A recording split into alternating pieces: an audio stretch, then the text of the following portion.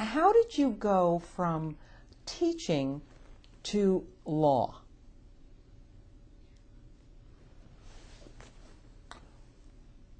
Uncle Sam said to me, "You're 1A," which meant you're going, boy. In fact, I called my father and told him, he said, "Well, I'm not going to tell your mother that." He said, "Well, you're sure of it?" He said, "But when you're sure of it, call us and let us know." Maybe 2 weeks later, I got a telegram addressed to Kirkland, Leroy, Irvis.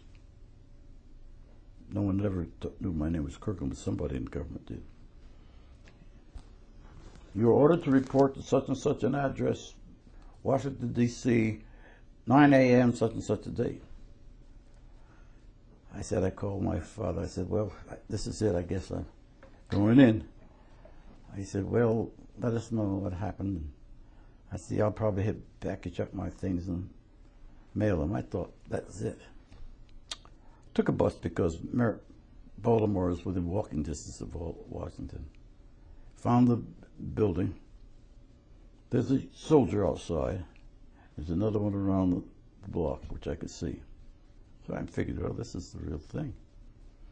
I walked up to the soldier. He said, "You're looking for such and such a room, sir?" I said, "Yeah." He said, "Go right in there, take that elevator."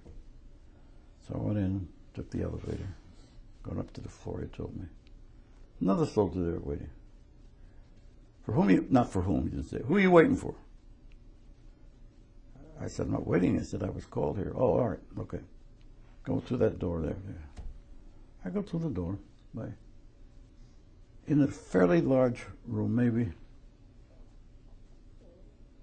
twice the length of this dining room and living room. There must have been 18 to 20 young black men there. And they're all sitting in the same chairs around the walls. I had no sooner walked in to sit down, and next he said, "You know what we're here for?" I said, "I was about to ask you guys. What have you been here?" He said, "I don't know." He said, "You see that doorway?" Not the doorway through which I had come. "See that doorway over there?" He said, "A soldier comes out that doorway and calls out a name. Some guy gets up and walks out of it. We never see him again." I said, "That doesn't sound very good." But later on I found out their exit, they didn't want you to come back in and tell the other guys what was happening. So he had a soldier who sent it down that way to take the elevator down and get the hell out. I said, "Well, that doesn't sound so good." But that's what happened. After I'd been in there about a half hour, "Kirkland L. Irvis." I stood up. "Yes, sir." "Follow me." "Yes, sir." I didn't know I had to say sir to him in those days. I followed this man, a soldier. He opened the door and said, "You enter there." So I entered, the door was closed behind me. There was this white, I thought he was an officer, probably a sergeant, behind the desk. "Stand at ease," I thought I was. Says, "Your name is Kirkland Leroy Irvis." No, I didn't know anybody on earth except my father and mother knew that. I said, "Yes, sir." "You live in such and such a place in Baltimore?" "Yes, sir." "One of your hobbies is flying my model airplanes?" I figured, oh boy, I got it. Tuskegee, here I come. "Yes, sir." "Fine. Your government needs you." I said, "Sure, this is Tuskegee, no question about that." I said, "Yes, sir." "Are you ready to serve?" "Oh, yes, sir. Yes, sir." "Fine. We want you to report such and such a date." And he told the name of the factory where they made these bombers. It was across the Chesapeake Bay. And Martin had a big plant there. Because I was a model, I knew about the plant. Didn't know what the hell they were producing, but I knew they were in business making bombers. I first thought they wanted to train me to fly these bombers. I was that innocent. And he said, "We'd like you to go there and report." The fellow went, "All right, so I'm going to fly a bomber. I'm going to fly a bomber. They have the need for men like you who understand the building of airplanes." Then I said, "Sir, I had never built an airplane in my life. I built models. He said, I didn't ask you that. He said, we're offering you a lieutenant level if you accept this. And I said, and sir, if I don't accept it, he picked up a watch. You have 62 minutes to make up your mind. I said, if I don't accept it, he said, you will not go as a lieutenant, you go as a as a sergeant. I said to myself, hell, if that's my choice, I better go as a lieutenant. So he said, raise your right hand, put your hand on the Bible. He stood up, you swear to uphold the Constitution of the United States to help you God? I said, yes, sir, fine, you're dismissed. I was a second lieutenant. Had never seen a Martin bomber. Not only had never built one, never seen it. I thought I was going to report across the Chesapeake Bay, so I wondered, how am I going to get there? They didn't say that. They sent me to a South Baltimore street, which was fairly close to where I used to teach.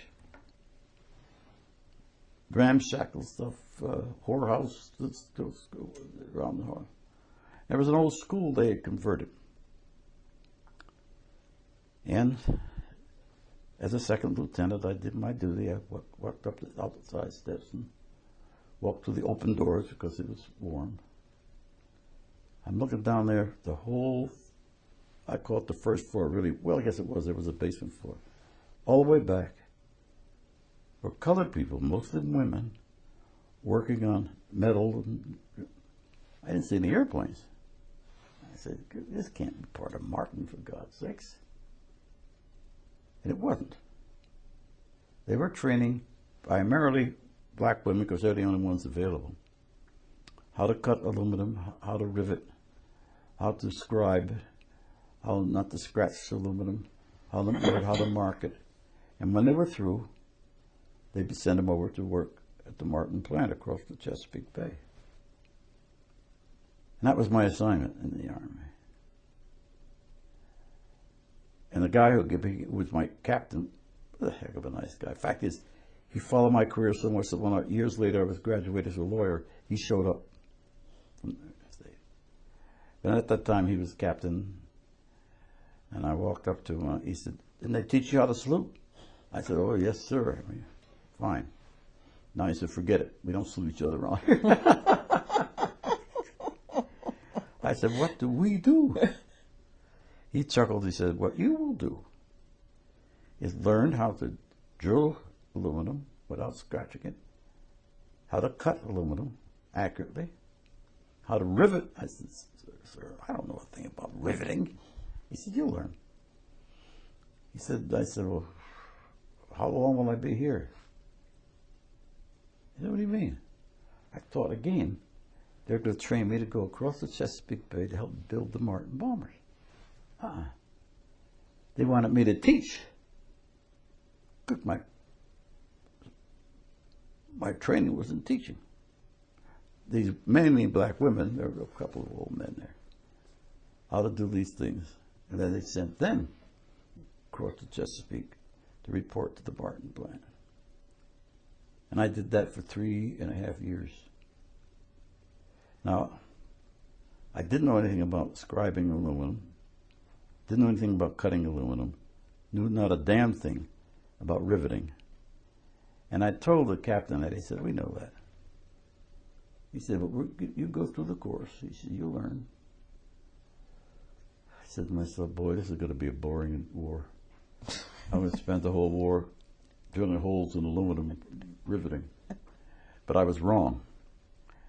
As a former teacher, they needed someone to take the classroom and take maybe 14 of these black women in every 2 weeks to teach them how to mark aluminum, how to drill aluminum, how to rivet aluminum, how to measure. So I became teach there.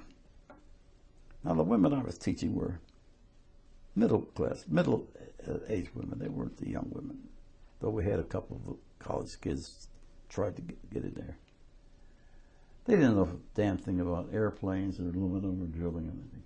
I knew very little more, except I'd gone through the whole course by that time. And they would come in my classroom and I would introduce myself and have them introduce themselves. And then it was my job in 2 weeks' time to train them how to cut the aluminum, shape it accurately, how to drill it without losing the hole, how to rivet, which was one of the toughest jobs that I ever tried.